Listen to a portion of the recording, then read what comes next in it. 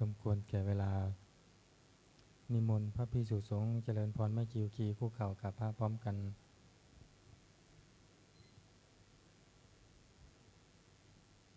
อัญชลีวันทาอภิวาทอัญชลีวันทาอภิวาทอัญชลีวันทาอภิวาทอัญชลีวันทาอัญชลีขอโอกาสขออนุญาตครูบาอาจารย์พระมหาเถระพระเถรานุเถระพระมัชฌิมาพระนวากาแม่คีโยคีในการเป็นต้นเสียงธรรมวัดเย็นในวันนี้สวดเมตตาเนาะไม่ได้เปิดมนต์พิธีเล่มเหลืองหน้าเก้า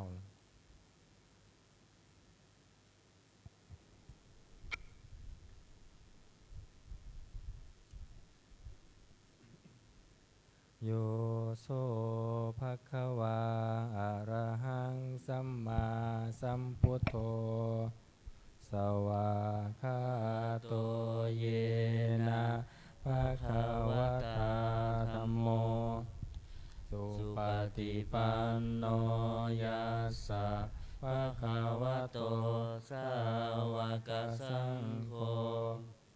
ธัมมายังภะคะวันตังสัทธัมมังสัสสังฆังอิเมหิสกาเลหิยะถาระหังอาโรปิเตหิอภิปูชยามะสาธุโนพันเตภะคะวาสุจิราปรินิพุตโตปิปัจฉิมาชนะตานุกรรมปมานัสสาอิเมสกาเลทุกขตาปันนาการภูเตปฏิคันหาตุทีฆารตังหิตายะสุขายะอะระหังสัมมาสัมพุทโธภะคะวาพุทธังภะคะวันตังอภิวาเทมิสวากขาโตภะคะวะตาธัมโมธัมมังนามัสสามิสุปฏิปันโนภะคะวะโตสาวกสังโฆสังฆังนามามิ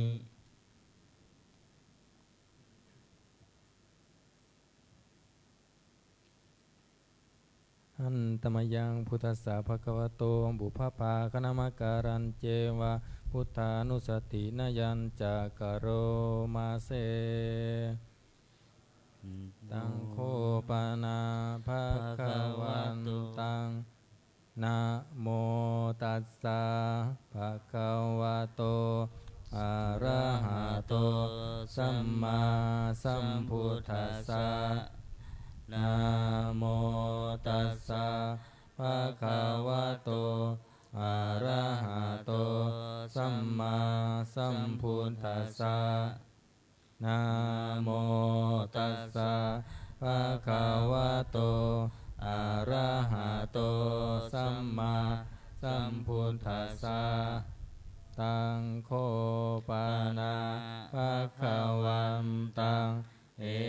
วังกัลยาโนกิตติสัทโธอะภุคโตอิติปิโสภะคะวะอะระหังสัมมาสัมพุทโธวิชาจารณะสัมปันโนสุขโตโลกวิทูอนุตตโรปุริสธรรมสารถิสัทธาเทวมนุสสานังพุทโธภะคะวาติหันตมยังพุทธาภิกิติงกะโรมาเส พุทธวาลาหันตาวาลตาทิคุณาภิยุตโตสุทธาภิญาณการุณาหิสัมมาคัตตโตโพเทสิโยสุชานาตังกามลังวาสุโรวันธามหังตามารนังศิราสาชิเนทังพุทโธโย โยสัพพปานินังสารนังเขมมุตตมังปัฏฐามานุสติทานังวันธามิตังสิเลนะหังวุธัสสะหัสสมิทาโสวะพุทโธเมสามิกิสโรพุทโธทุกขัสสะคาตาจะวิทาตาจะหิตัสสะเมพุทพุทธัธั ส ส สะ สะหังนิยาเทมิสรีรันชีวิตันจิทังวันทันโตหังจาริสามิพุทธัสเสวะสุโพธิตังนัตถิเมสารนังอัญญังพุทโธเมสารนังวรังเอเตนะสัจวัชเชนะวัตไตยังสัทธุสาสเนพุทธังเมวันธามาเนนะยังปุญญังปัสสุตังอิทัสสัพเพปิอันตรายาเมมะเหสุงตัสสะเตชะสา กายเย เย นะ นะ วาว า จา จา ยั ยัง ง ว ว เจ เจ ต ต สา สาวาพุทเทกุกัมมังปะกะตังมยายังพุทโธปฏิคันหาตุอาจยันตังการันตะเลสังวลิตุงวะพุทเทอันธรรมยังธรรมานุสตินะยังกโรมาเส สวาคาโตภะคะวะตาธัมโมสันทิติโกอากาลิโกเอหิปัสสิโกโอปานายิโกปัจจตังเวทิตัสโพวินโยหิติอันธรรมยังธรรมาพิตุติงกโรมาเส สวาคาตาตาทิคุณายโยขาวาเสนาเสโยโยมัคคปากะปริยัตติวิโมคาเพโทธัมโมกุโลกปัตตนาตถาทาลิทาลีวันธามหังตามหารังวาลธรรมเมตังธัมโมโยสัมปปานินังสารนังเขมมุตตมังทุติยานุสติทานังวันธามิตังสิเลนะหังธรรมัสสสหัสมิทาโสวะธัมโมเมสามิกิสโรธัมโมทุกขัสสะคาตาจะวิทาตาจะหิตัสสะเมธัมมัสสะหังนิยาเทมิสรีรันชีวิตันจิทังวันทันโตหังจาริสามิธัมมัสเสวะสุธัมมตังนัตถิเมสารนังอัญญังธัมโมเมสารนังวรังเอเตนะสัจวัชเชนะวัตไต ตยังสัตถุสาสเน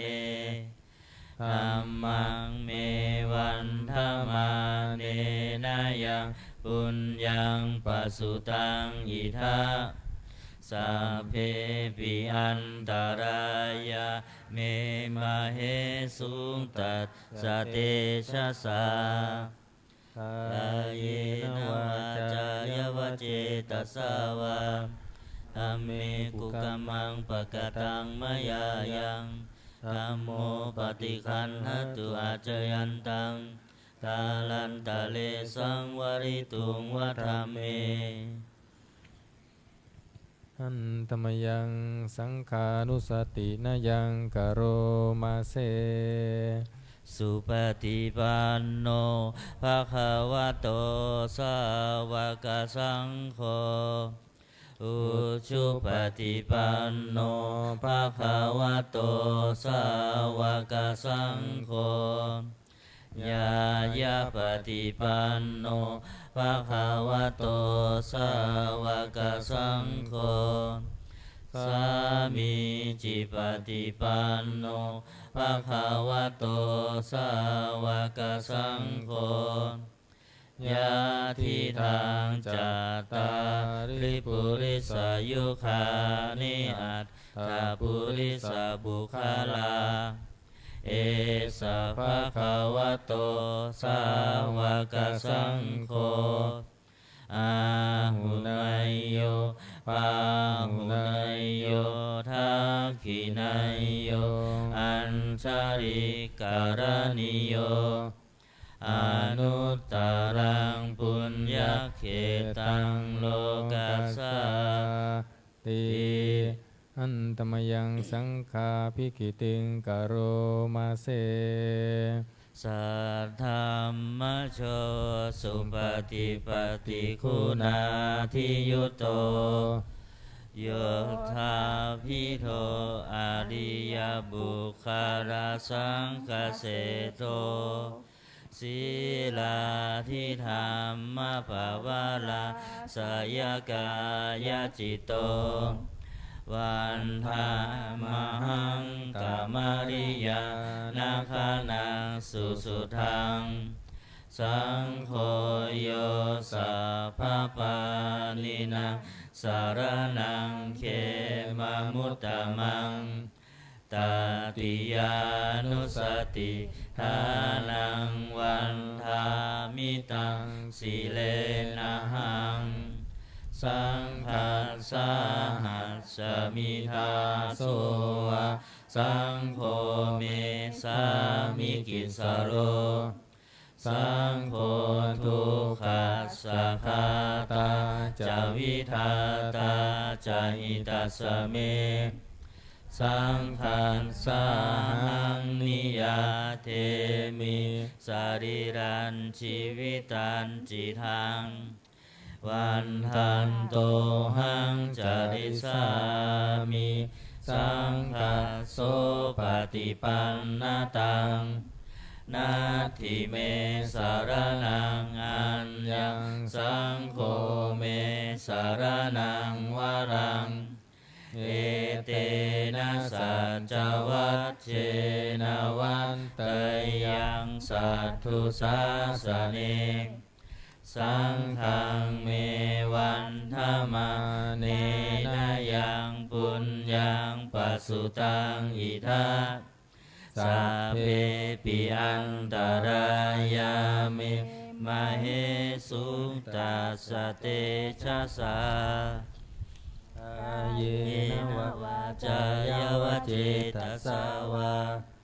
สังเคกุกัมมังปะกตังมยายังสังโฆปฏิคันหตุอาจยันตังกาลันตะเลสังวริตุงวสังเคหันตมยังสารพันเยนะพุทธมังคลาคาทายโยภานามาเสสัมพุทโธทิปะทังเสโธนิสินโนเจวามาชิเม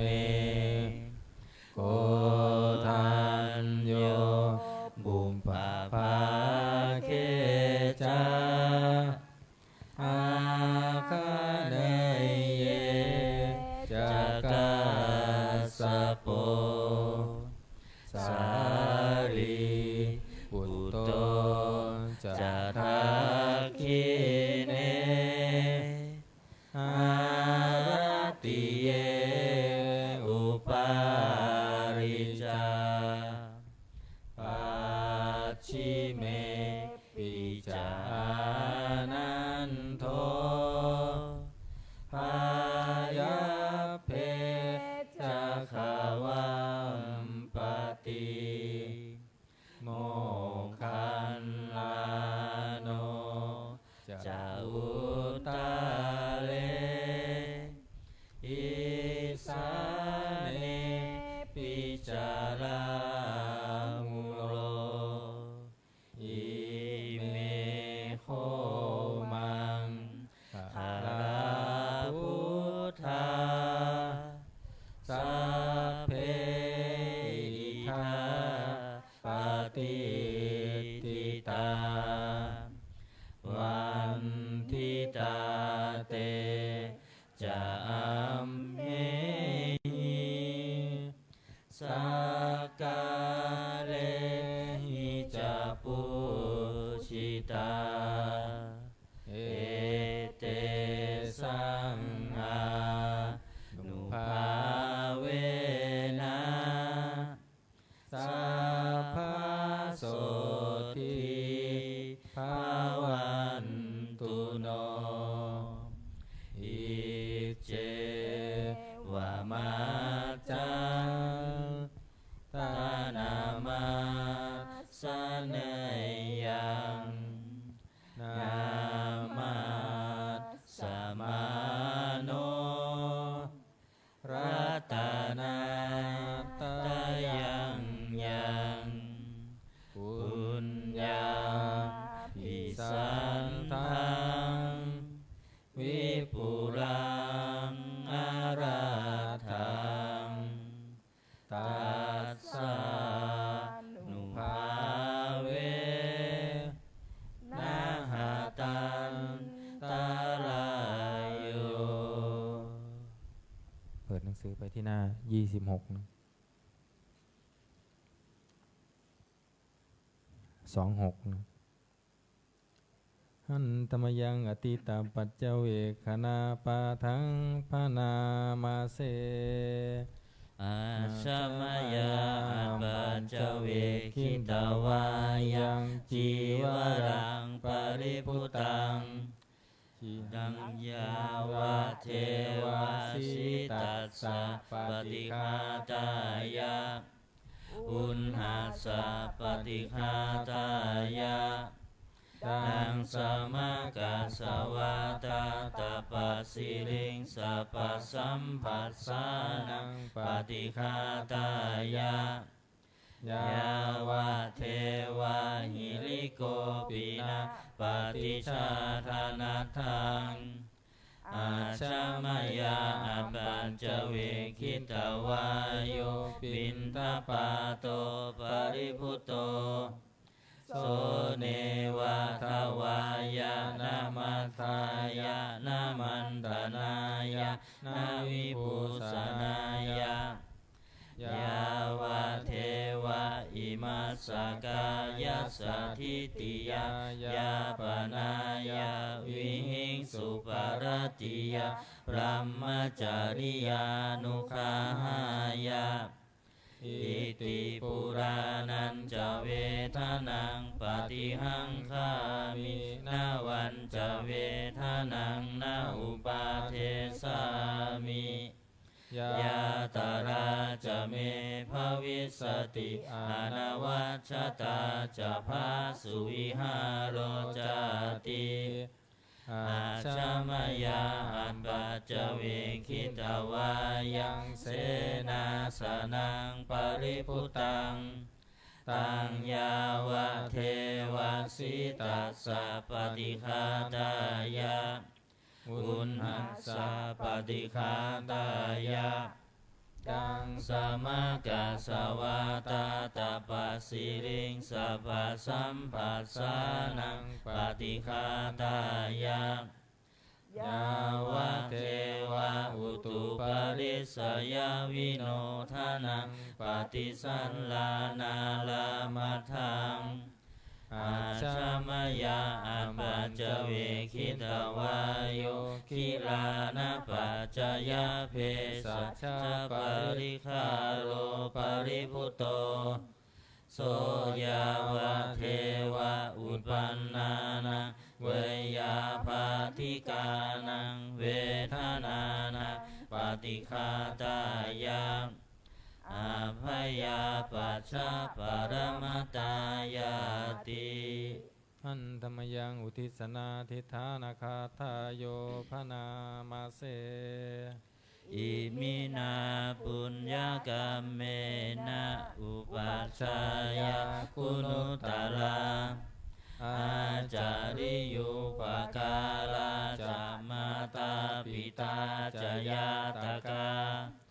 สุริโยจันทิมาราชาคุณวันตานาราปิจาพระมมาลาจะอินทาจะโลกปาลาจะเทวตายาโมมิตามนุสสาจะมัชตาเวลิกาปิจาสัพเพสัตตาสุขีโหนตุปุญญานิปกตานิเมสุขังจติวิทังเทนตุขีปังปาเปทาโวมะตังอิมินาปุญญกรรมเมนะอิมินาอุทิเสนะจะอิปังสุรเพเจวัตันหุปาทานะเชทานังเยสันตาเนหินาธัมมายาวานิพานะโตมะมังนาสันตุสัพพทาเยวะยัตถาชาโตภเวภเวอุชุจิตังสติปัญญาสังเลโควิริยัมหินามาลาลพันตุโนกาสังกาตุนจาวิริเยสุเมพุทธาทิปาวโรนาโทธัมโมนาโทวรุตตโมนาโทปัจเจกพุทโธจะสังโฆนาโทตโรมะมังเตโสตมานุภาเวนะมาโลกาสังลาพันตุมานี่สวดเมตตาใหญ่เล่มใหม่หน้า34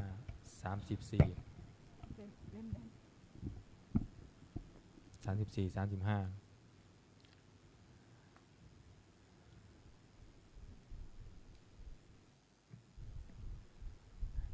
นะโมตัสสะภะคะวะโตอะระหะโตสัมมาสัมพุทธัสสะนะโมตัสสะภะคะวะโตอะระหะโตสัมมา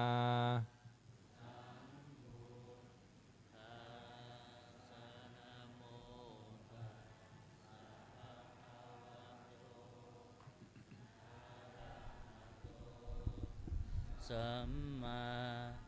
สัมพุทธัสสะพุทธังสรณังกัจฉามิธัมมังสรณังกัจฉามิสังฆังสรณังกัจฉา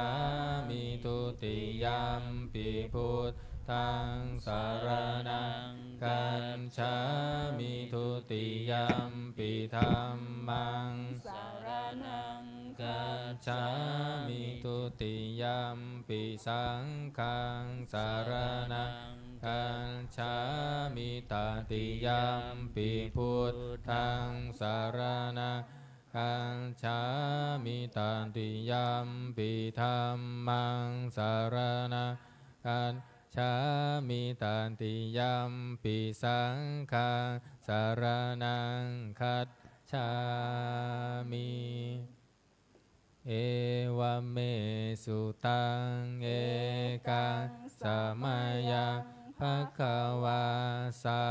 วัตถิยังวิหารติเชตวเนอนาถปินทิกัสสะอาราเมตัตระโคภควาภิกขุอามันเตสิมภิกขโวติภะทันเตติเตภิกขุภควโตปัจจัตโสสุงภควาเมตตาทโวจะเมตตายาภิกขเวเจโตวิมุตติยาเสวิตายาภาวิตายาภาหุลิกตายายานิกตายาวันทุกตายาอนุติตายาปริจิตตายาสุสมารัตถายาเอกาทัสสานิสังสาปา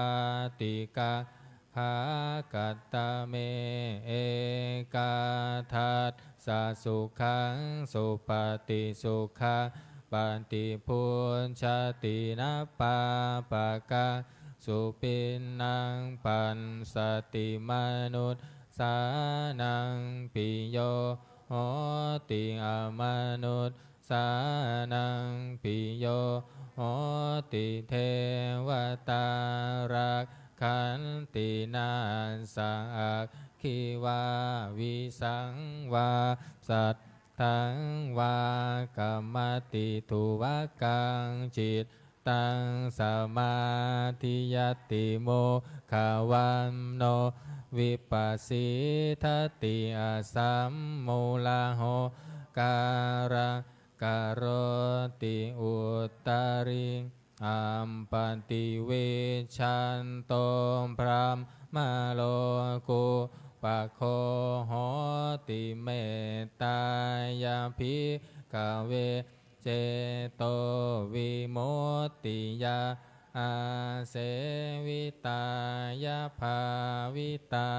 ยาภาหุลิกตายายานิกตายาสวทุกตายาอนุทิตายา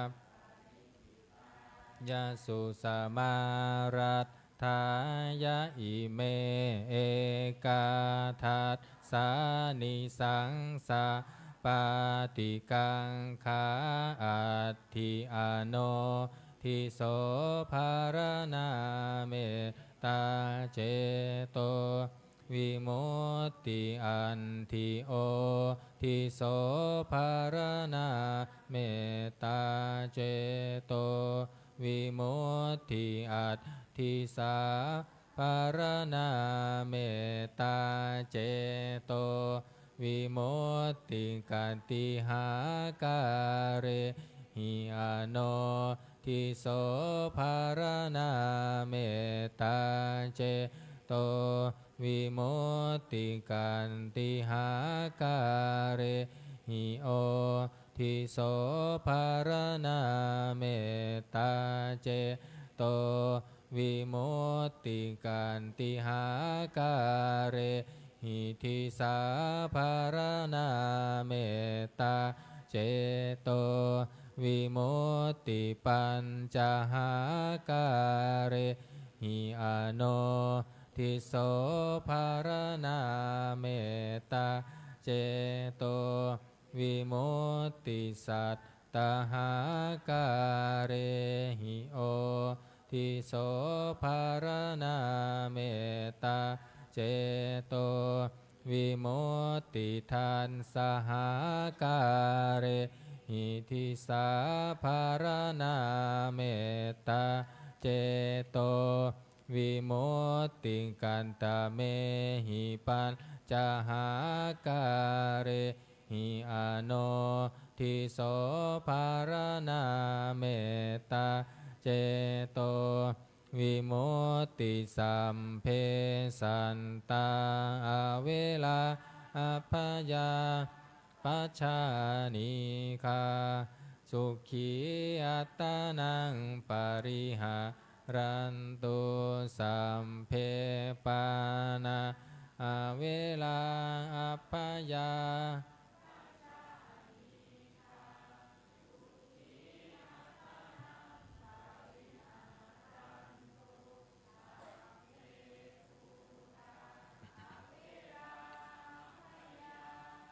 ปัจฉานิคาสุขีอัตตานังปริหารันตุสัพเพปุคลาอเวลาอัพพยา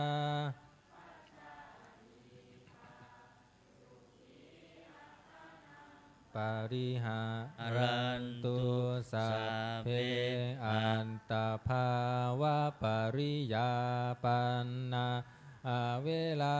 อัพพยาปัจฉานิคาสุขีอัตตานังปริหารันตุสัพอิเมหิอัสปัญจหาการิหิอโนภารณาเมตตาเจโตวิมุตติกันตเมหิสัตตหาการิหิโอทิโสภารณาเมตตาเจโตวิมุตติสัมภาอิทธิโยอเวลาอัพพยาปัจฉานิคาสุขีอัตตานังปริหารันตุสัพเพปุริสาอเวลาอัพพยา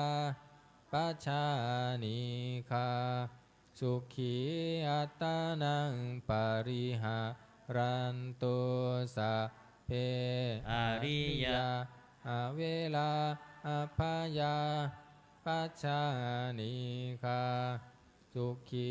อัตตานังปริหารันตุสัพเพอนาริยังอเวลาอัพพยาปัจฉานิคาสุขีอัตตานังปริหารันตุสัพเพเทวาอเวลาอัพพยาปัจฉานิคาสุขีอัตตานังปริหารันตุสัมเพมนุสสาอเวลาอัพพยาปัจฉานิคาสุขีอัตตานังปริหารันตุสัพเพวินิปาติกาอเวลาอัพพยาปัจฉานิคาสุขีอัตตานังปริหารันตุอิเมหิสัตตหาการิหิโอทิโสภารณาเมตตาเจโตวิมุตติกัตตเมหิทัสสหาการิหิทิสาภารณาเมตตาเจโตวิมุตติสัพเพปุรัตติมายาทิสายาสัตตาอเวลาอัพพยาปัจฉานิคาสุขีอัตตานังปริหารันตุสัพเพปัญชิมายาทิสายาสัตตาอเวลาอัพพยาปัจฉานิคาสุขีอัตตานังปริหารันตุสัพเพอุนตรายาทิสายาสัตตาอเวลาอัพพยาปัจฉานิคาสุขีอัตตานังปริหา รันตุสัพเพทักขินายาทิสายาสัตตาเวลาอัปปยาปัชานิคาสุขีอัตตนาปริหารันตุสัพเพปุรัตถิมายาอนุทิสายาสัตตาเวลาอัปปยาปัชานิคา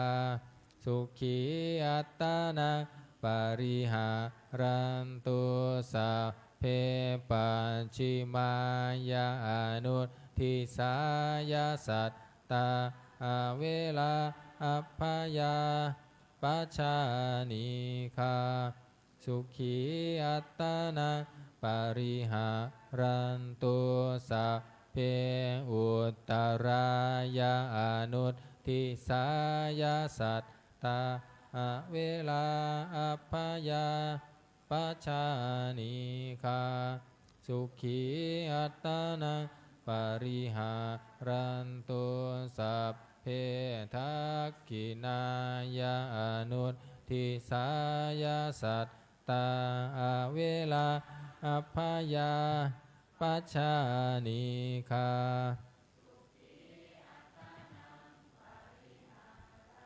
ตุสัพเพเหติมายาทิสายาสัตตาเวลาอัปปยาปัชชานิคาสุขีอัตตนา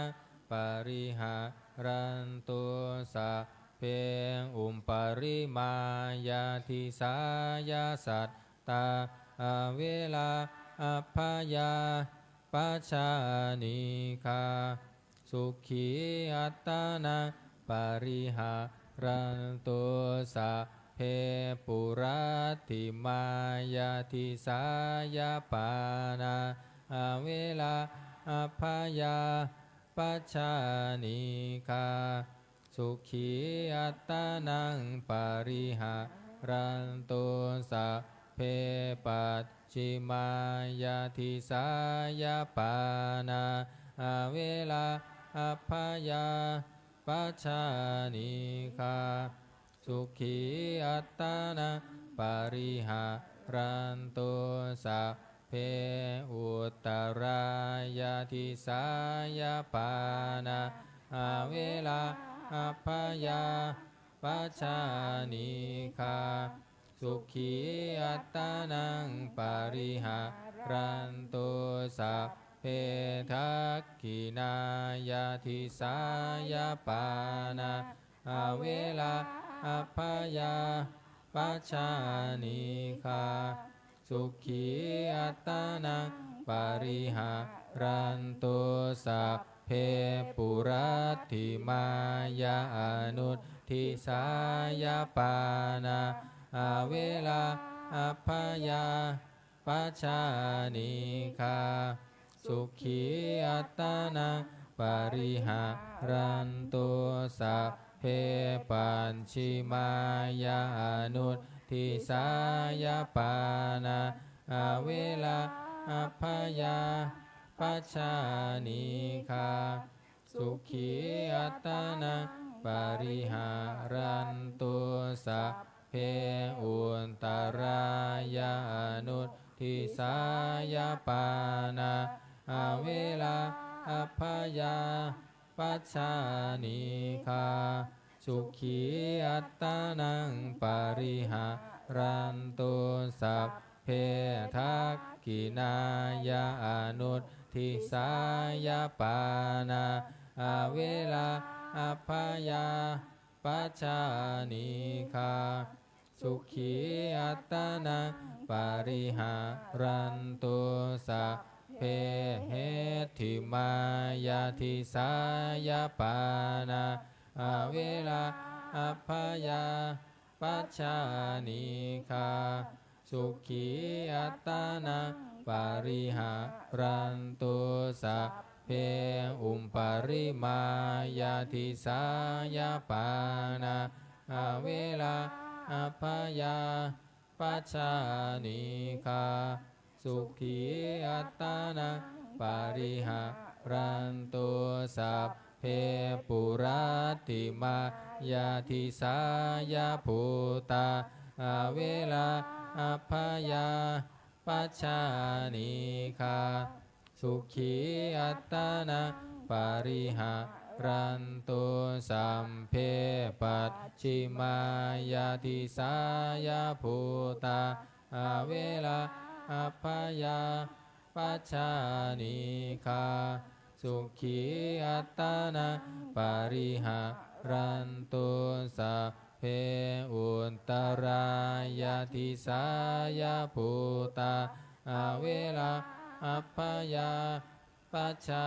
นิคาสุขีอัตตานังปาริหารันตุสัพเพทักขินายาทิสายาภูตาอาเวลาอัพพยาปัจฉานิคาสุขีอัตตานังปาริหารันตุสัพเพปุราธิมายาอนุทิสายาภูตาอาเวลาอัพพยาปัจฉานิคาสุขีอัตตานังปาริหารันตุสัพเพปัจฉิมายาอนุทิสายาภูตาอาเวลาอัพพยาปัจฉานิคาสุขีอัตตานังปาริหารันตุสัพเพอุตตรายาอนุทิสายาภูตาอาเวลาอัพพยาปัจฉานิคา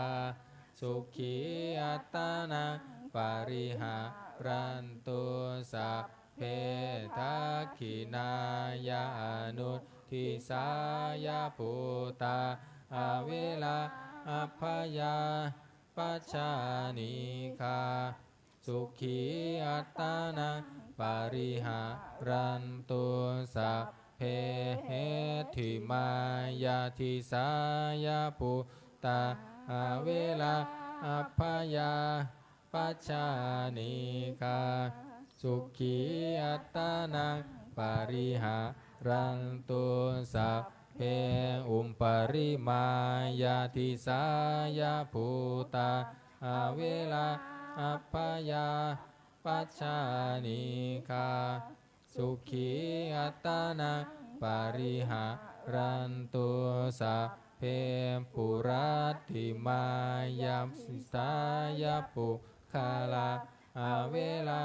อัพพยาปัจฉานิคาสุขีอัตตานังปาริหารันตุสัพเพปัญชิมายาทิสายาปุคาลาอาเวลาอัพพยาปัจฉานิคาสุขีอัตตานังปาริหารันตุสัพเพอุตตรายาทิสายาปุคาลาอาเวลาอัพพยาปัจฉานิคาสุขีอัตตานังปาริหารันตุสัพเพทักขินายาทิสายาปุคาลาอาเวลาอัพพยาปัจฉานิคาสุขีอัตตานังปาริหารันตุสัพเพทรัตติมายาอนุทิสายาปุคาลาอาเวลาอัพพยาปัจฉานิคาสุขีอัตตานังปาริหารันตุสัพเพปัจฉิมายาอนุทิสายาปุคาลาอาเวลาอัพพยาปัจฉานิคาสุขีอัตตานังปาริหารันตุสัพเพอุตตรา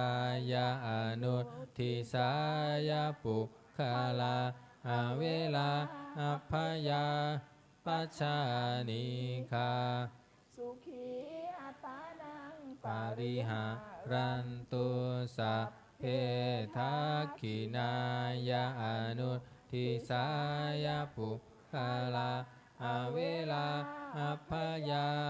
ปัจจานิคาสุขีอัตตานังปริหารันตุสัพเพเหติมายาทิสายาปุคาลาอเวลาอัพพยาปัจจานิคาสุขีอัตตานังปริหารันตุสัพเพอุปาริมายาทิสายาปุคาลาอเวลาอัพพยาปัจจานิคาสุขีอัตตานังปริหารันตุสัพเพปุรัตถิมายาทิสายาอัตตภาวะปริยาปันนาอเวลาอัพพยาปัจจานิคาสุขีอัตตานังปริหารันตุสัพเพ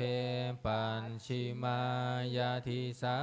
ยาอัตตภาวะปริยาปันนาอเวลาอัพพยาปัจจานิคาสุขีอัตตานังปริหารันตุสัพเพอุนตรายาทิสายาอัตตภาวะปริยาปันนาอเวลาอัพพยาปัจจานิคาสุขีอัตตานังปริหารันตุสัพเพทักขินายาทิสายาอัตตภาวะปริยาปันนาอเวลาอัพพยาปัจจานิคาสุขีอัตตานังปริหารันตุสัพเพปุรัตถิมายาอนุทิสายาอัตตภาวะปริยาปันนาอเวราอัพพยาปัจจานิคาสุขีอัตตานังปริหารันตุสัพเพปัญชิมายาอนุทิสายาอัตตภาวะปริยาปันนาอเวลาอัพพยาปัจจานิคาสุขีอัตตานังปริหารันตุสัพเพอุนตรายาอนุทิสายาอัตตภาวะปริยาปันนาอเวลาอัพพยาปัจจานิคาสุขีอัตตานังปริหารันตุสัพเพทักขินายาอนุทิสายาอัตตภาวะปริยาปันนาอเวลาอัพพยาปัจจานิคาสุขีอัตตานังปริหารันตุสัพเพเหติมายาทิสายาอัตตภาวะปริยาปันนาอเวลาอัพพยาปัจจานิคาสุขีอัตตานังปริหารันตุสัพเพอุปาริมายาทิสายาอัตตภาวะปริยาปันนาอเวลาอัพพยาปัจจานิคาสุขีอัตตานังปริหารันตุสัพเพปุรัตถิมายาทิสายาอิทธิโยอเวลาอัพพยาปัจจานิคาสุขีอัตตานังปริหารันตุสัมภาปัญชิมายาทิสายาอิทธิโยอเวลาอัพพยาปัจจานิคาสุขีอัตตานังปริหารันตุสัมภาอุตตรายาทิสายาอินทิโยอเวลาอัพพยาปัจจานิคาส สุขีอัตตานังปาริหารันตุสัมภาทักขินายาทิสายาอิทธิโยอเวลาอัพพยาปัจจานิคาสุขีอัตตานังปาริหารันตุสัพพาปุราติมายานุทิสายาอิทธิโยอเวลาอัพพยาปัจจานิคาสุขีอัตตานังปาริหารันตุสัมภาปัญชิมายานุทิสายาอิทธิโยอเวลาอัพพยาปัจจานิคาสุขีอัตตานังปาริหารันตุสัพพาอุตตรายานุทิสายาอิทธิโยอเวลาอัพพยาปัจจานิคาสุขีอัตตานังปาริหารันตุสัมภาทักขินายานุทิสายาอิทธิโยอเวลาอัพพยาปัจจานิคาสุขีอัตตานังปาริหารันตุสัมภาเหติมายาทิสายาอิทธิโยอเวลาอัพพยาปัจจานิคาสุขีอัตตานังปาริหารันตุสัมภาเหริมายาทิสายาอิทธิโยอเวลาอัพพยาปัจจานิคาสุขีอัตตานังปาริหารันตุสัมเพปุรัตถิมายาทิสายาปุริสาเวลาอัพพยาปัจจานิคาสุขีอัตตานังปาริหารันตุสัมเพปัจฉิมายาทิสายาปุริสาเวลาอัพพยาปัจจานิคาสุขีอัตตานังปาริหารันตุสัพเพอุตตรายาทิสายาปุริสาเวลาอัพพยาปัจจานิคา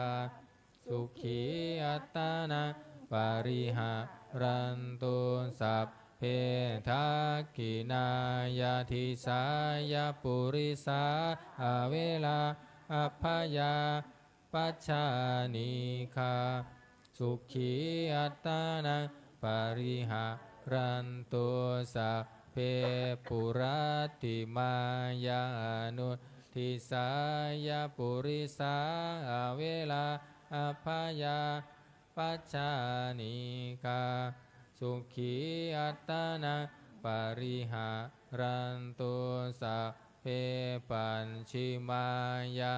นุทิสายาปุริสาเวลาอัพพยาปัจจานิคาสุขีอัตตานังปาริหารันตุสัพเพอุตตรายานุทิสายาปุริสาเวลาอัพพยาปัจจานิคาสุขีอัตตานังปาริหารันตุสัพเพทักขินายานุทิสายาปุริสาเวลาอัพพยาปัจจานิคาสุขีอัตตานังปาริหารันตุสัพเพเหติมายาทิสายาปุริสาเวลาอัพพยาปัจจานิคาสุขีอัตตานังปาริหารันตุสัพเพอุปปาริมายาทิสายาปุริสาเวลาอัพพยาปัจจานิคาสุขีอัตตานังปาริหารั รันตุ สัพเพปุราธิมายาทิสายาอริยาเวลาอัพพยาปัจจานิกา สุขี อัตตานังปาริหารันตุสัพเพปัญชิมายาทิสายาอริยาเวลาอัพพยาปัจจานิกาสุขีอัตตานังปาริหารันตุสัพเพอุตตรายาทิสายาอริยาเวลาอัพพยาปัจจานิกาสุขีอัตตานังปาริหารันตุสัพเพทักขินายาทิสายาอริยาเวลา อภัยาปัจจานิคา สุขีอัตตานังปาริหารันตุสัพเพปุราธิมายาอนุตทิสายาอริยาเวลาอัพพยาปัจจานิกาสุขีอัตตานังปาริหารันตุสัพเพปัจฉิมายาอนุตทิสายาอริยาเวลาอัพพยาปัจจานิกาสุขีอัตตานังปาริหารันตุสัพเพอุตตรายาอนุตทิสายาอริยาเวลาอัพพยาปัจจานิกาสุขีอัตตานังปาริหารันตุสัพเพทักขินายาอนุตติสายาอริยาเวลาอัพพยาปัจจานิกาสุขีอัตตานังปาริหารันตุสัพเพเหติมายาทิสายาอริยาเวลาอัพพยาปัจจานิกาสุขีอัตตานังปาริหารันตุสัพเพอุปาริมายาทิสายาอริยาเวลาอัพพยาปัจจานิกา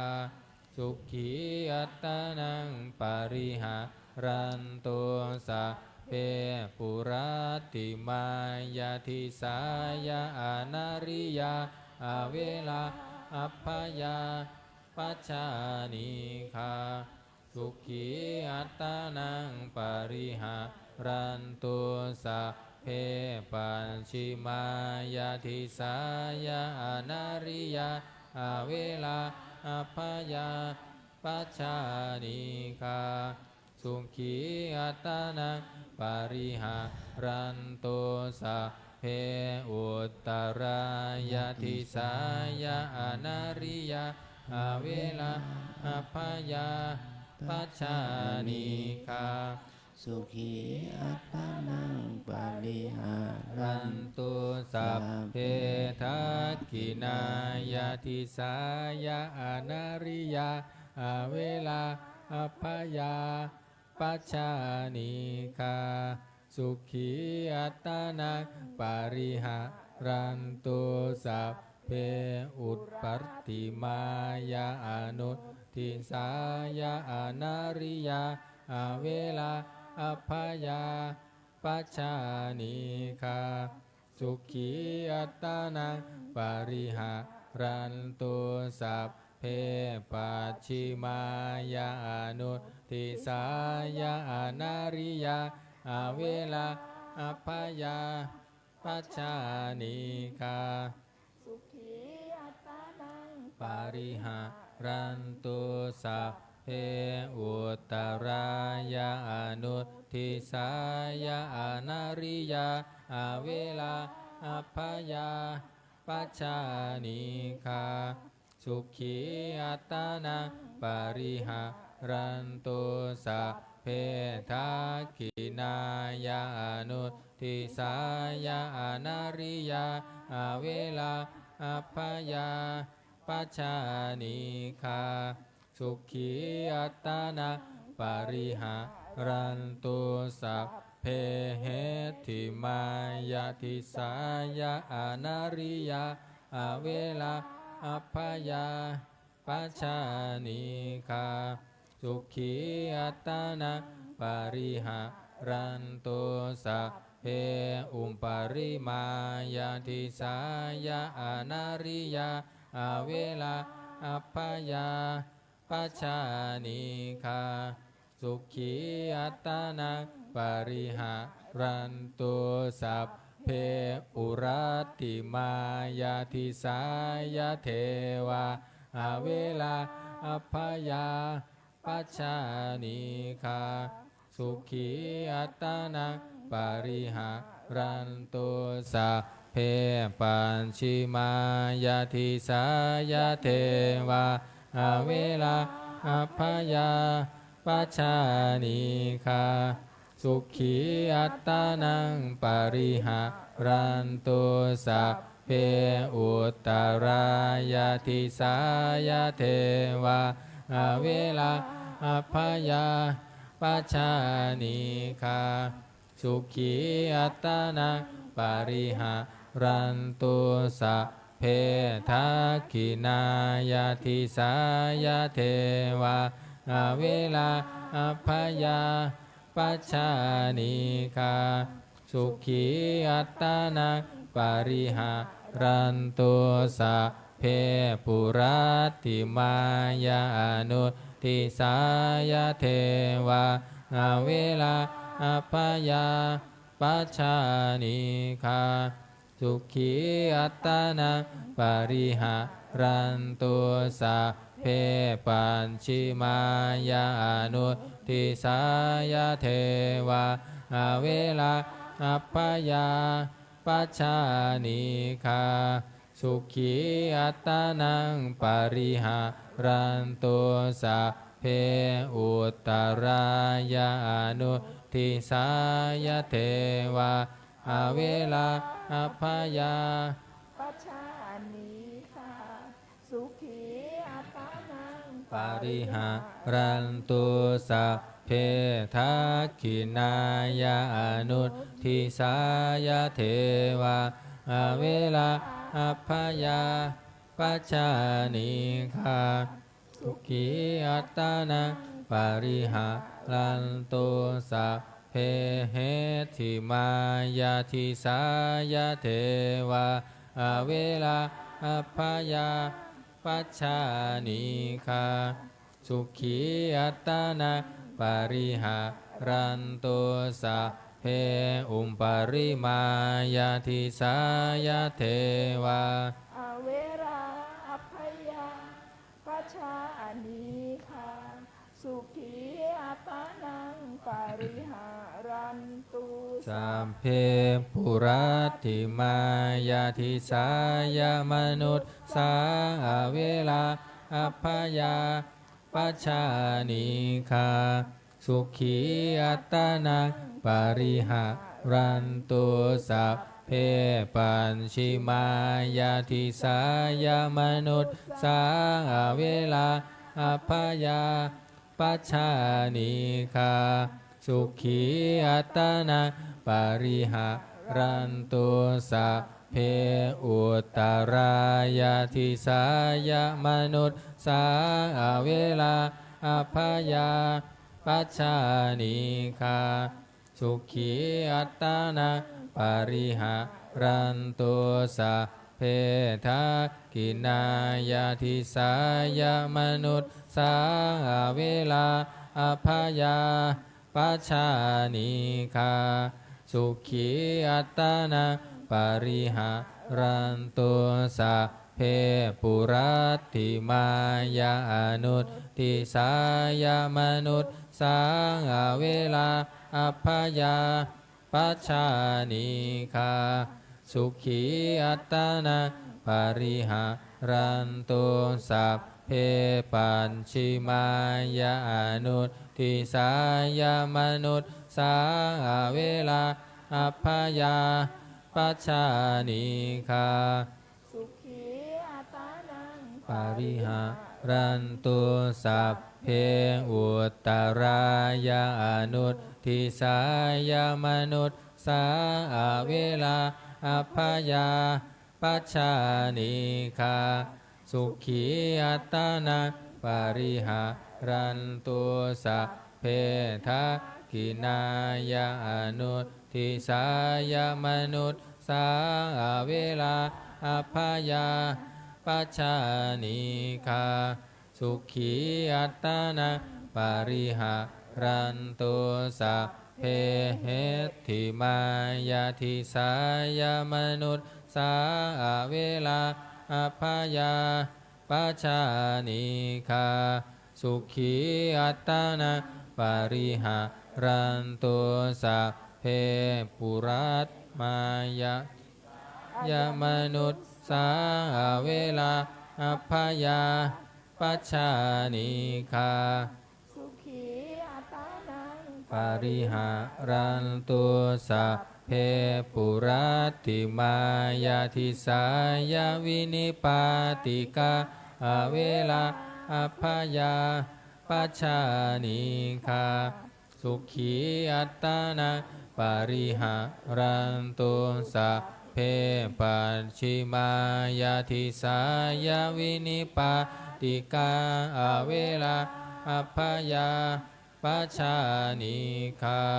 สุขีอัตตานังปริหารันตุสัพเพ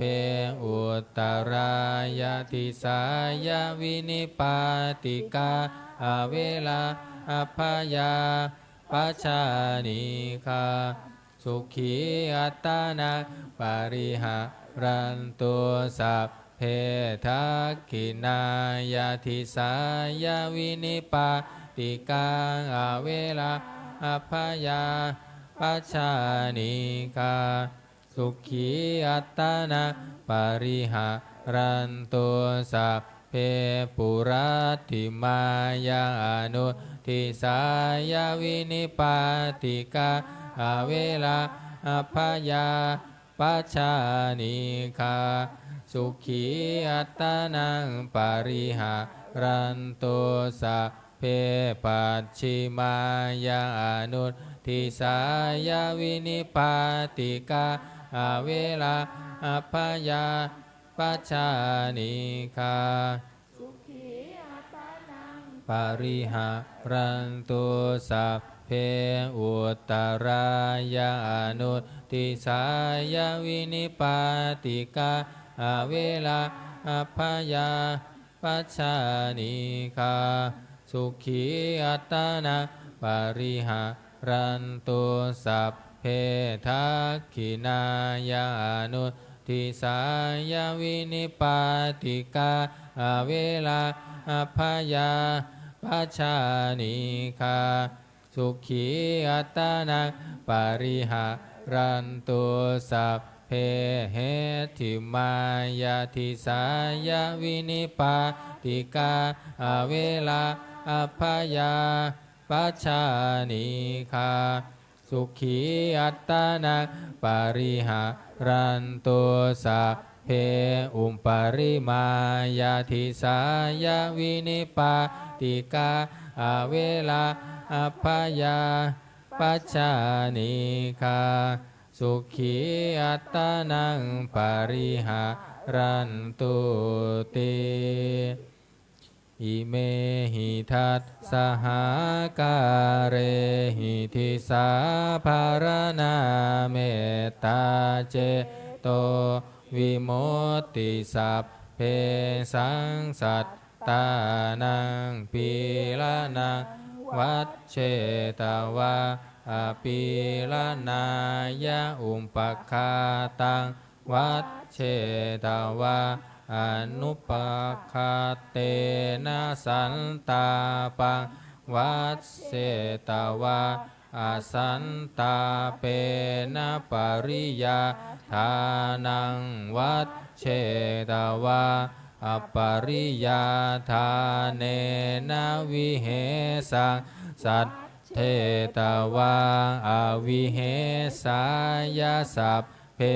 สัตต ตาอาเวลิโนโหนตุมาเวริโนสุขิโนโหนตุมาทุกขิโนสุขิตัตตาโหนตุมาทุกขิตัตตาติอิเมหิอันทหากาเลหิสัพเพสัตเตเมตตายติติเมตตาตังธรรมะเจตายติติเจโตสัพพพยาปาทปริยุทธาเนหิโมจจติติวิโมตติเมตตาจะเจโตวิโมตติจาติเมตตาเจโตวิโมตติภวันตุสัพพมังคลังลักขันตุสัพพะเทวตาสัพพะพุทธานุภาเวนัสสัทธาโสทิภาวันตุเตภาวันตุสัพพมังคลังลักขันตุสัพพะเทวตาสัมปะธัมมานุภาเวนัสสัทธาโสทิภาวันตุเตภาวันตุสัพพมังคลังลักขันตุสัพพะเทวตาสัพพะสังฆานุภาเวนัสสัทธาโสทิภาวันตุเตการทำวัดเย็นก็จบไปที่นี้นะครับ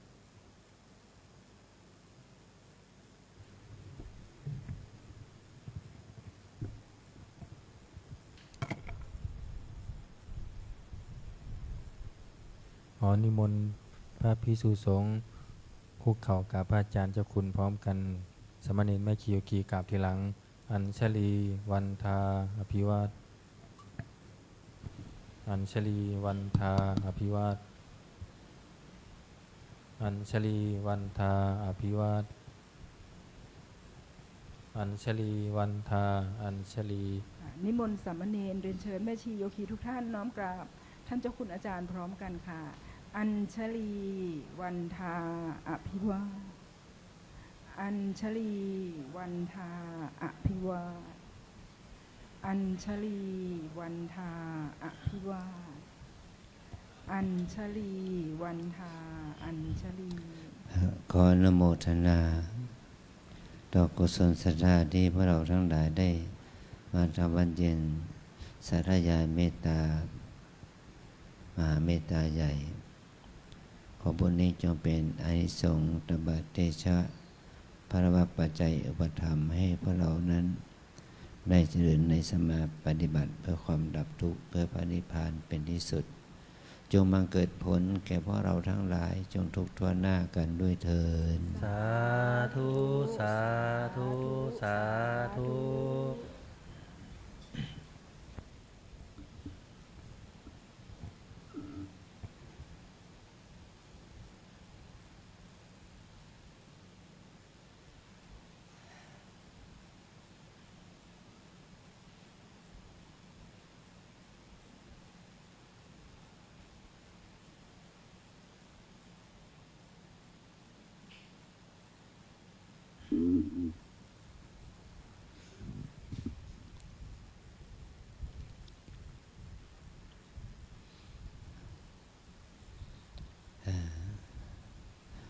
ใน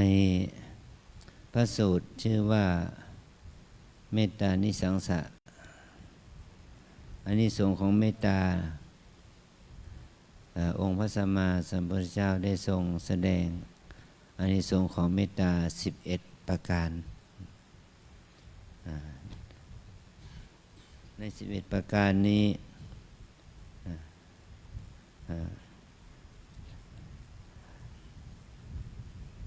มีข้อที่หนึ่งถ้าเราได้เจริญเมตตาอย่างยิ่งยวดทำให้ชำนาญทำให้เจริญสะสมไม่ดีแล้วจะได้อานิสงส์11ประการ แม้แต่เราจะไม่แม้ว่าเราจะเจริญกรุณามุทิตาอุเบกขาก็เหมือนกันพรหมวิหาร4มีอานิสงส์11ประการประการที่1สุขังสุปฏิหลับนอนหลับเป็นสุขมันหลับนี่เป็นทุกข์หลับนี่เป็นทุกข์ไหมโยมบางทีหลับเป็นทุกข์ไหมหลับแล้วยังเป็นทุกข์อยู่นะนะครับคนหลับละเมอนะสังเกตว่าคนบางคนหลับแล้วละเมอบกเวกโวยวายตีอกชกตัวดีดแข้งดีดขาดีดมือดีดเท้าชกต่อยเนี่ยมันละเมอเนี่ยหมายว่าคนนั้นมันหลับไม่เป็นสุขนะมันหลับไม่เป็นสุขแต่คนมีเมตตาจิตเหมือนกับว่าจิตของท่านสงบตั้งแต่ตอนที่เราไม่หลับก็มีเมตตาจิตแล้วก็เข้านอนน่ะหัวถึงหมอนหลับมันหลับเป็นสุขไม่ต้องหลับแบบมีความทุกข์แล้วนะฝันอันที่สองตื่นเป็นสุขหมายถึงว่าตื่นขึ้นมาก็ไม่เป็นคนเกี่ยวกาดโมโหบางคนแล้วตื่นขึ้นมาแล้วก็ด่าว่าคนมาแล้วมาเรียกให้ตื่นนะ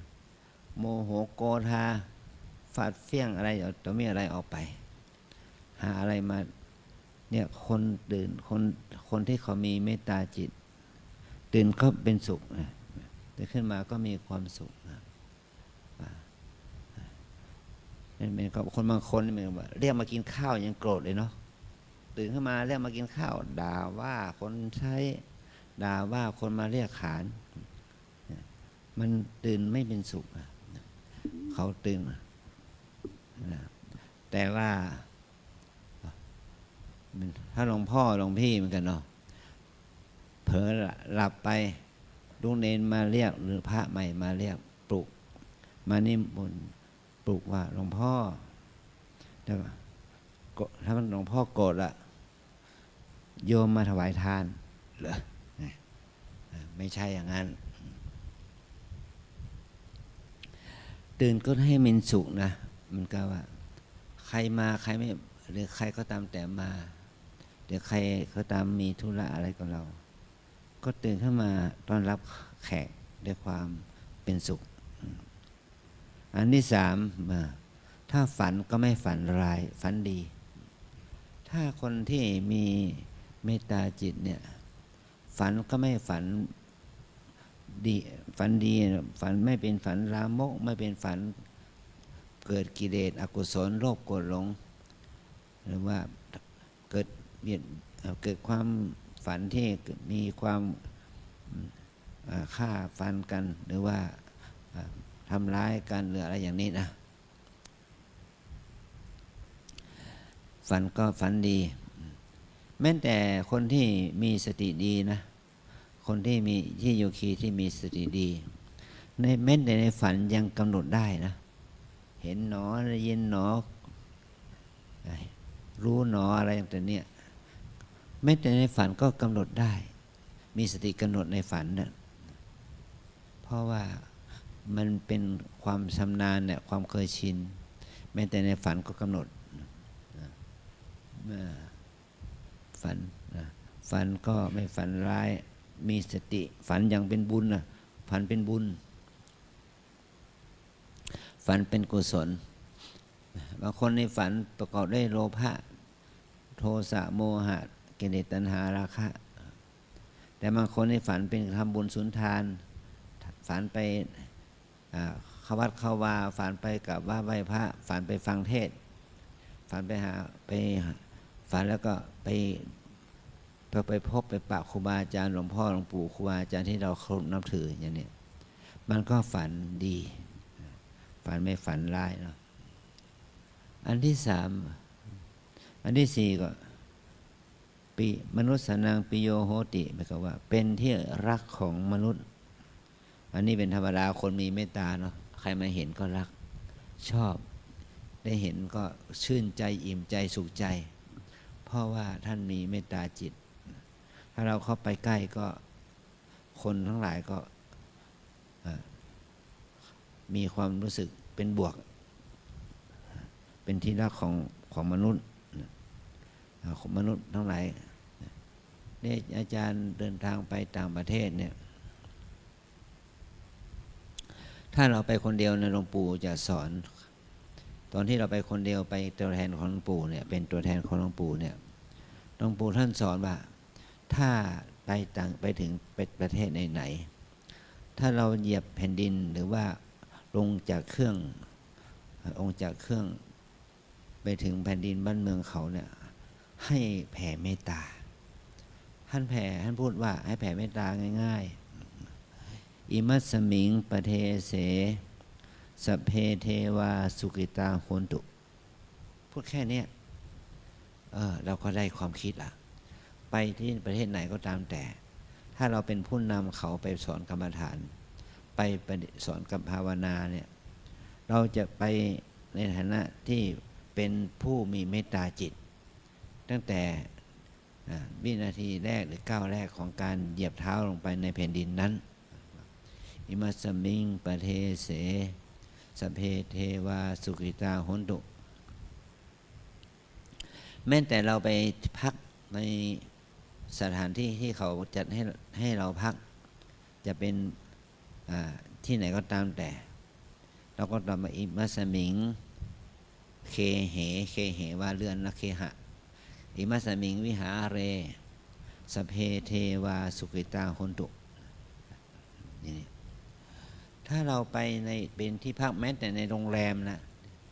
ในโรงแรมที่ไหนก็ตามแต่คนเขาบอกว่าผีดุเขาบอกว่าโรงแรมนี้เป็นผีดุอะไรอย่างนี้นะแต่อาจารย์ไปแล้วไม่เจอผีเพราะว่าเราไปถึงปุ๊บเราก็ต้องจะเข้าโรงแรมปั๊บเนาะลงจากรถเหยียบลงเท้าเหยียบลงไปแผ่นดินหรือว่าเข้าโรงแรมแล้วก็อิมัสสมิง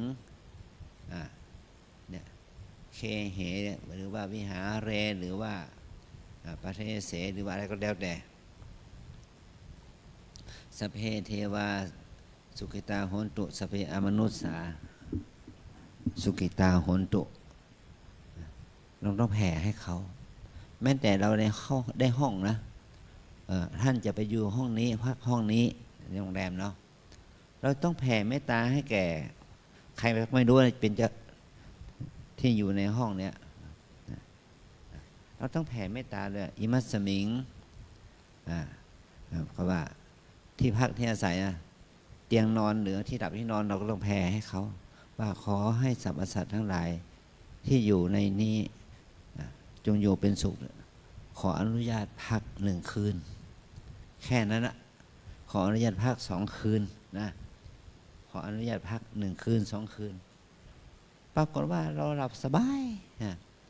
เราก็ไม่ใช่เพราะว่าเราก็เหมือนกับว่าเราไม่ใช่มาเป็นเจ้าของเราไปพักตามเงื่อนไขเหตุปัจจัยที่เราไปต่างประเทศแล้วเขาให้เราพักในโรงแรมหรือที่ไหนก็ตามแต่อาคารบ้านเรือนวัดวาอารามไหนก็ตามแต่เราจะต้องแผ่เมตตานะจำไว้นะโยคีอิมัสสมิงปเทเสถ้าไปต่างประเทศนั้นน่ะทัพเพเทวาสุขิตาโหนตุสัพเพอมนุสสาสุขิตาโหนตุนะแผ่ให้เขาด้วยและเราจะหมายความว่าถ้าเราไปต่างบ้านต่างเมืองต่างประเทศหรือเข้าสู่ป่าสู่ถ้ำสู่เขาที่ไหนก็ตามแต่เราก็ต้องแผ่เมตตานี่แหละนะสัพเพเทวาสุขิตาโหนตุสัพเพอมนุสสาสุขิตาโหนตุเนี่ยที่เราท่องนี่แหละไม่ใช่ท่องเอาไปเลยเฉยๆแต่ท่องเอาไปใช้ให้เราท่องเอาไปใช้แล้วเราจะไม่รู้สึกถึงว่ามีโทษคราวหนึ่งอาจารย์ไปที่ประเทศเม็กซิโกไปก็ขอไปพักในคอนแวนต์ของเนี่ยเป็นที่พักของที่ทำกิจกรรมของ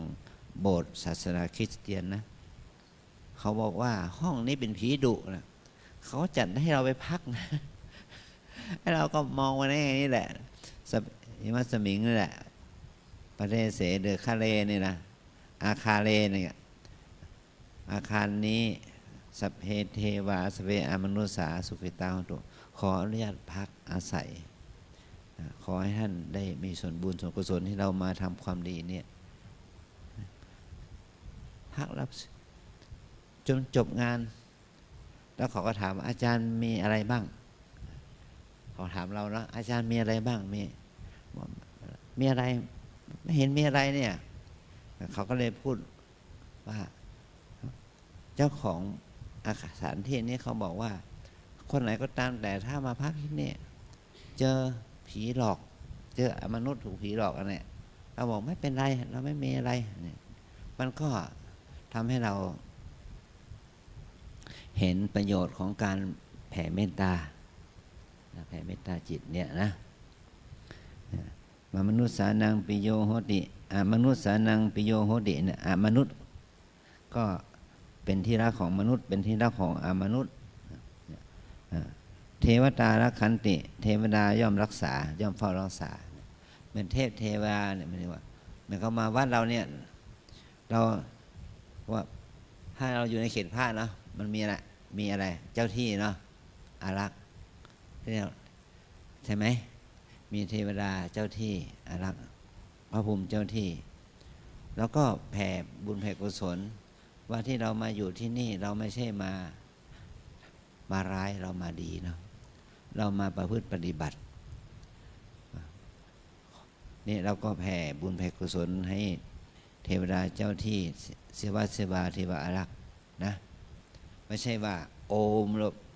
ใช้ผีทั้งหลายจงหนีไปมันนี่ไม่ได้นะโอมแล้วก็ขอผียักษ์จงหนีไปอย่างนี้ไม่ได้เพราะว่าเรามานี่เรามาเพื่อทำบุญเราไม่ได้มาเพื่อไล่ผีไล่สางนะบางคนนี่เอามีดหมอมาด้วยเอาเสื้อยันมาด้วยโอ้หลายอย่างมันกลัวผีเอาตะกรุดได้ยันมาด้วยป้องกันผีอย่างนี้ไม่ได้ไม่ใช่มันไม่ใช่อย่างนั้นเรามาเนี่ยเรามาอยู่อาศัยพึ่งอาศัยมาอยู่อาศัยมาพึ่งอาศัยเขาเราต้องมีเมตตาจิตต่อเพื่อนร่วมโลกนะมนุษย์สานังปิโยโหติมนุษย์สานังปิโยโหติเทวตารักขันติเทวดาย่อมรักษาคุ้มครองนะ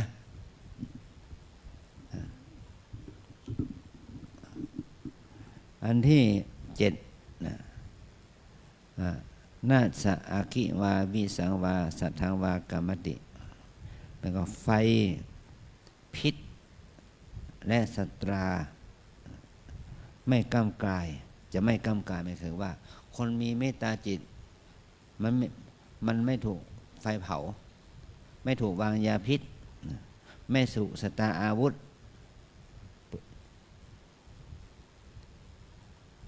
เนี่ยพ้นจากการประทุษร้ายด้วยอาวุธพ้นจากการประทุษร้ายด้วยยาพิษสิ่งพิษพ้นจากการประทุษร้ายด้วยอาคีภัยนะถูกไฟเผาเนี่ยเมื่อเรามีเมตตานะถ้าไม่มีเมตตาก็เกิดความเหมือนกับว่ามีศัตรูนะ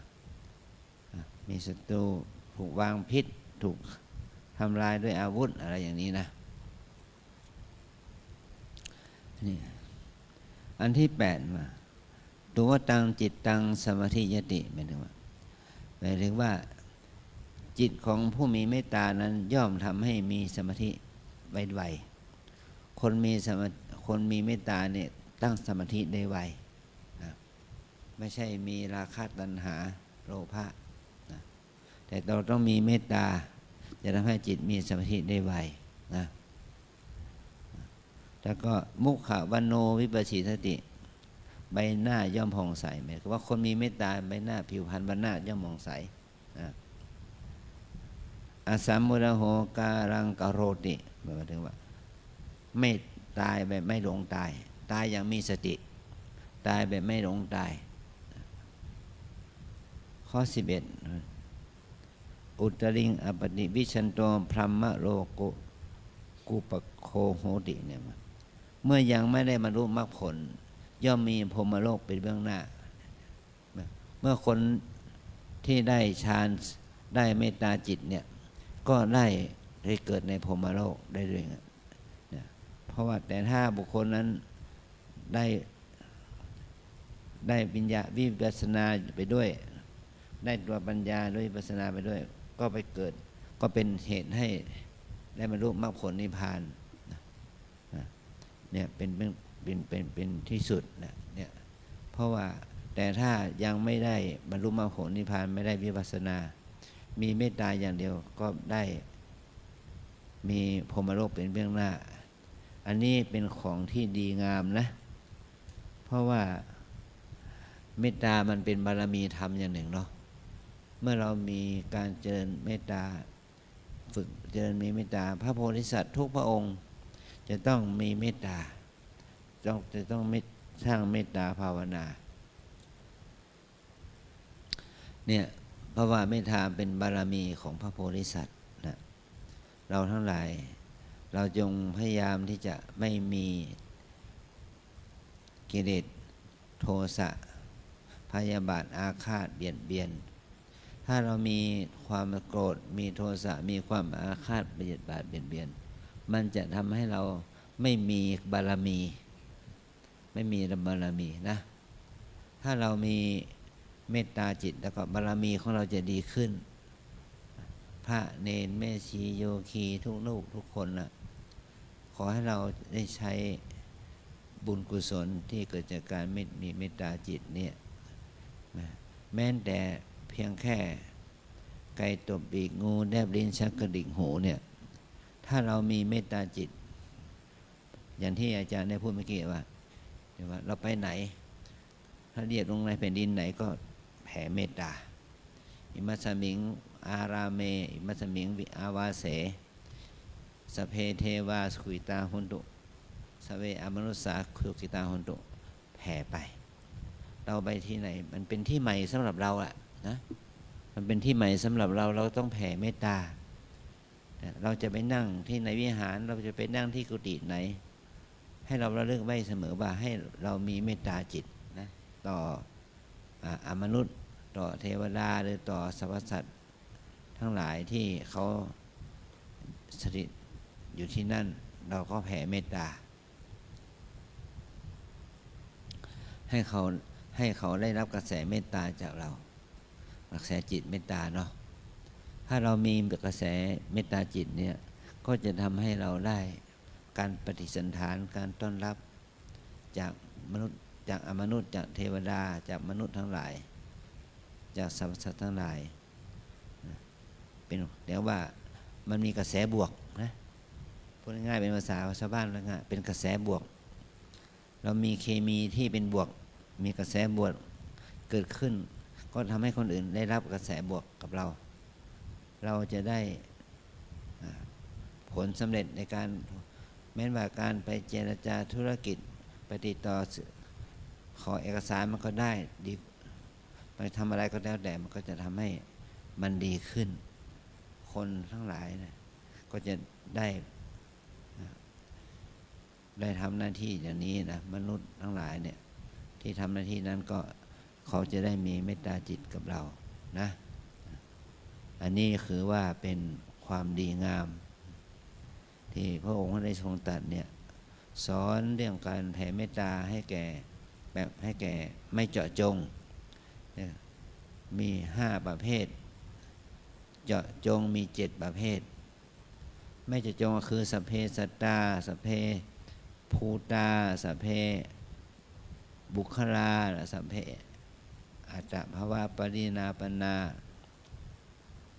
อะไรประเภทนี้นะสัพเพสัตตาสัพเพปานาสัพเพภูตาสัพเพอัตตภวะปรินาปนาเนี่ยสัพเพบุคลาเนี่ยนี่แบบไม่เจาะจงแบบเจาะจงก็คือสัพพาอิติโยสัพเพปุริสาสัพเพอริยาสัพเพอนัริยาสัพเพเทวาสัพเพมนุสสาและสัพเพวินิปปิกาอันนี้เป็นการแผ่แบบเจาะจงเป็นแล้วก็เป็นการเมื่อเราเอา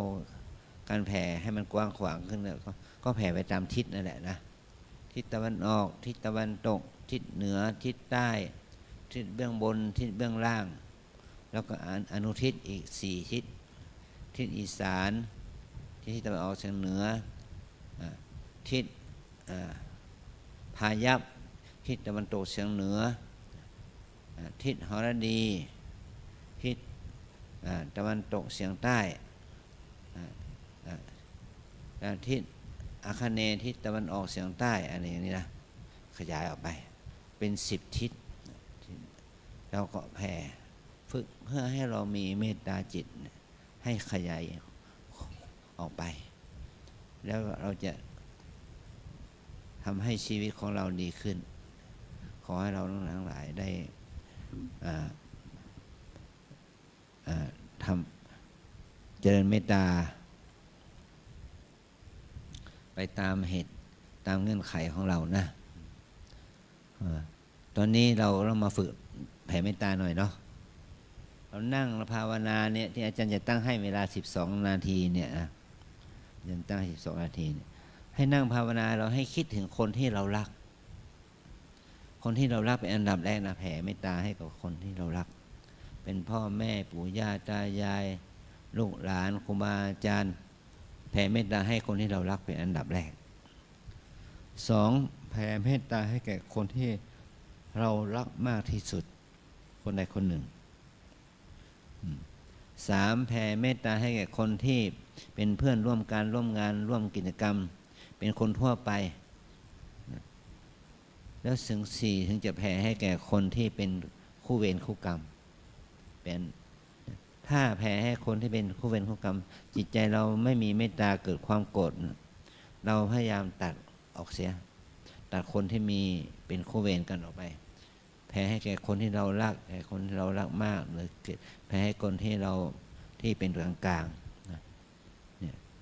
ว่าเราจะแผ่ได้สักกี่คนแผ่นึกถึงเขาได้กี่คนว่าขอให้เขาเป็นสุขจะเป็นทุกข์อย่าได้มีเวรอย่าได้มีภัยอย่าได้มีความไม่ยาบาดเดือดร้อนขอให้มีความสุขจงรักษาตนอยู่เถิดอย่างนี้นะ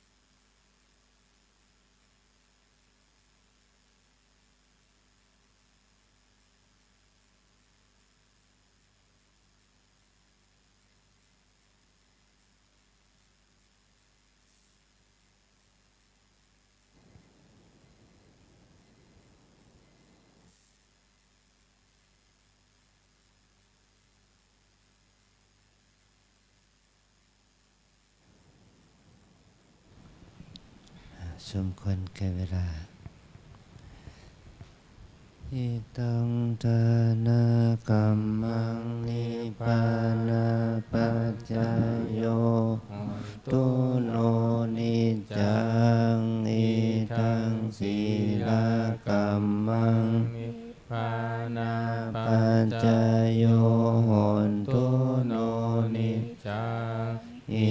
ตังภาวานากรรมังนิพพา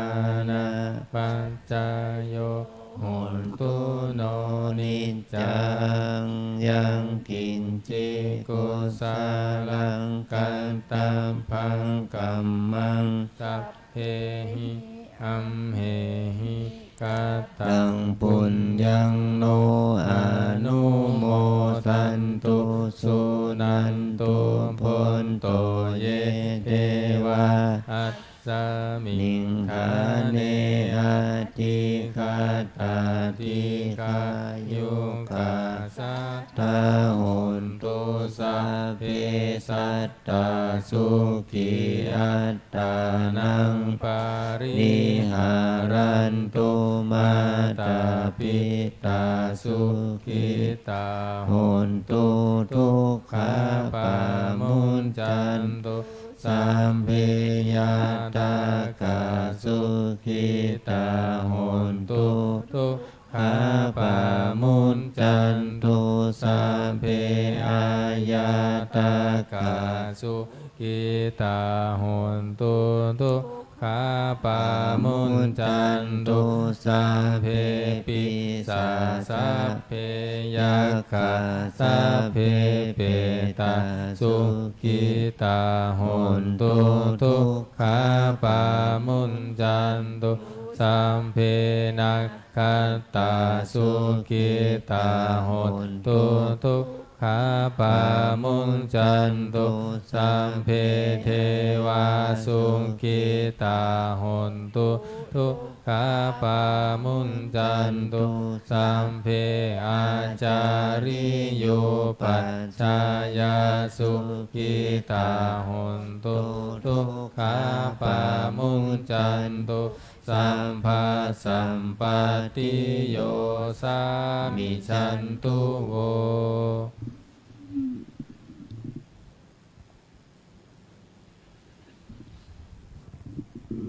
วันตามิพุท ตั ธั ง ง สั สั พ พ พะเมวะโทสังฆามัตถะเมพันเตวันทามิธัมมังสัพพะเมวะโทสังฆามัตถะเมพันเตวันทามิสังฆังสัพพะเมวะ วะโทสังฆามั มั ต ต ถะ ถะเมพันเตวันทามิคารุงอุปปัชฌาอาจาริเยสัพพะเมวะโทสังฆามัตถะเมพันเตวันทามิกัมมัฏฐานังสัพพะเมวะโทสังฆามัตถะเมพันเตวันทามิอาราเมพันทัสสีมังสัพพะเมวะโทสังฆามัตถะเมพันเตวันทามิเจติยังสัพพังสัมพัทธาเนสุปฏิทิตาสารีระธาตุมหาโพธิพุทธารูปังสักกาลังสัทธานาคาโลเกเทวะโลเกพรหมะโลเกจัมพุทิเปลังกาทิเปสารีระธาตุโยเกสะธาตุโยอะระหันตะธาตุโยเจ เจติยังคันทะกุติงจัตุราสีติสหัสเสธัมมะกันเทสัพเพสัมปาทะเจติยังอหังวันทามิสัพพะโสอัญชลีวันทาพิวาทอัญชลีวันทาพิวาทอัญชลีวันทาอภิวาท อัญชลีวันทาอัญชลี